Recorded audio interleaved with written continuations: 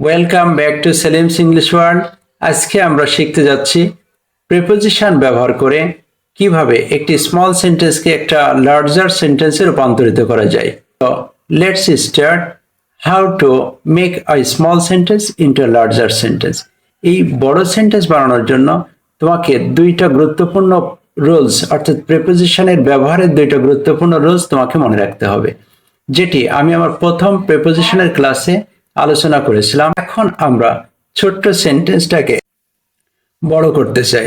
ছোট্ট বাক্যটা কি দেখছো যে ছেলেটি যাচ্ছে, সো ছেলেটি যাচ্ছে ইংলিশ কি the little boy is going, এবং it belongs to a particular tense, present progressive tense.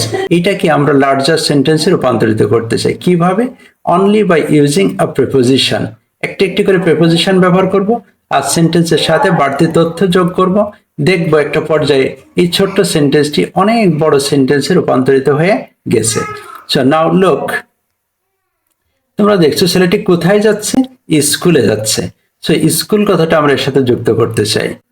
তাহলে স্কুল আসলো, ভার্বটা আছে গোয়িং, এটা কিন্তু ইনট্রানজিটিভ ভার্ব। সো এই ইনট্রানজিটিভ ভার্বের পরে যখন তুমি স্কুল নামক একটা নাউন ব্যবহার করবে তখন অবশ্যই এর পূর্বে একটা প্রিপোজিশন ব্যবহার করতে হবে। সো এখানে আমরা প্রিপোজিশন ব্যবহার করব টু। আমরা দেখতে পাচ্ছি ছেলেটি বাবা মার সাথে স্কুলে যাচ্ছে। সো বাবা মা ইংলিশ প্যারেন্টস। সো আমরা যদি প্যারেন্টসকে যুক্ত করতে চাই যুক্ত করি, কিন্তু আগে আমরা স্কুলকে জেনেছি কি এটা একটা নাউন। স্কুল ছিল একটা নাউন, এর সাথে আমরা যুক্ত করলাম প্যারেন্টস, এটাও কিন্তু নাউন এবং একাধিক শব্দ আছে, তাই এটাকে আমরা বলে থাকি নাউন ফ্রেজ। আমরা যেটা 2 নম্বরে শিখেছিলাম সেখানে ছিল নাউন এনপি, আর পরে যদি আমরা এনপি ব্যবহার করতে চাই তাহলে অবশ্যই মাঝখানে আমাদের প্রিপোজিশন নিতে হবে। তো এই একটা এনপি আছে, এই একটা এনপি আছে, এর মাঝে আমাদের কি দরকার? একটা প্রিপোজিশন। সো আমাদের এখানে একটা প্রিপোজিশন ব্যবহার করতে হবে। সে কাদের সাথে স্কুলে যাচ্ছে? বাবা মার সাথে। সাথে ইংলিশ হচ্ছে উইথ, এবং এটা প্রিপোজিশনের কাজ করে। ছেলেটি কিভাবে স্কুলে যাচ্ছে? পায়ে হেঁটে। সো পা ইংরেজি কি? আমরা জানি ফুট।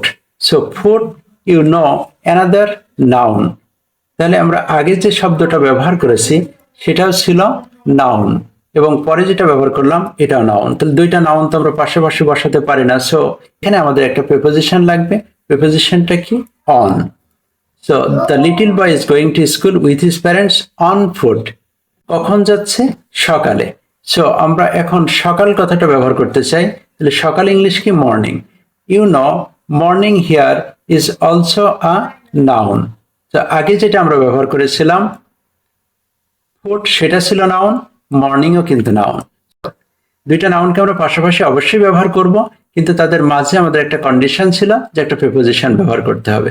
সো এখানে প্রিপোজিশনটা হবে কি? অ্যাট। So at morning. তাহলে প্রত্যেকটা জায়গায় তোমরা দেখতে পাচ্ছ আমরা একটা করে প্রিপোজিশন যুক্ত করে একটা করে বাড়তি শব্দ কিন্তু যুক্ত করতে পারছি। সো কোন ঋতুর সকালে? আমরা অবস্থা দেখেই বুঝতে পারছি কুয়াশাচ্ছন্ন একটা সকাল, দ্যাট মিনস এটা হচ্ছে winter. So winter here is another noun. You know winter এখানে কিন্তু একটা নাউন, এবং আগে যেগুলো আমরা পেয়েছি সেগুলো ছিল নাউন্স। তাহলে এই দুইটা নাউনের মাঝখানেও কি আমাদের একটি প্রিপোজিশন ব্যবহার করা দরকার। সো এখানে আমরা একটা প্রিপোজিশন ব্যবহার করব কি? In. So at morning in winter. ছেলেটির কাঁধে আমরা একটা ব্যাগ দেখছি, এখন ব্যাগটাকেও আমরা এর সাথে যুক্ত করতে চাই। তাহলে ব্যাগ ইংলিশ হচ্ছে ব্যাগ, কিন্তু আমরা জানি যে এই ব্যাগও কিন্তু একটা নাউন। তাহলে আগে যেটা ছিল সেটাও একটা নাউন ছিল, এখন ব্যাগ এসেছে এটা নাউন। তাহলে দুইটা নাউনকে আমরা অবশ্যই পাশাপাশি ব্যবহার করব না। তাহলে এই ক্ষেত্রে আমাদেরকে কি ব্যবহার করতে হবে? আর একটা প্রিপোজিশন, সেটা কি? উইথ।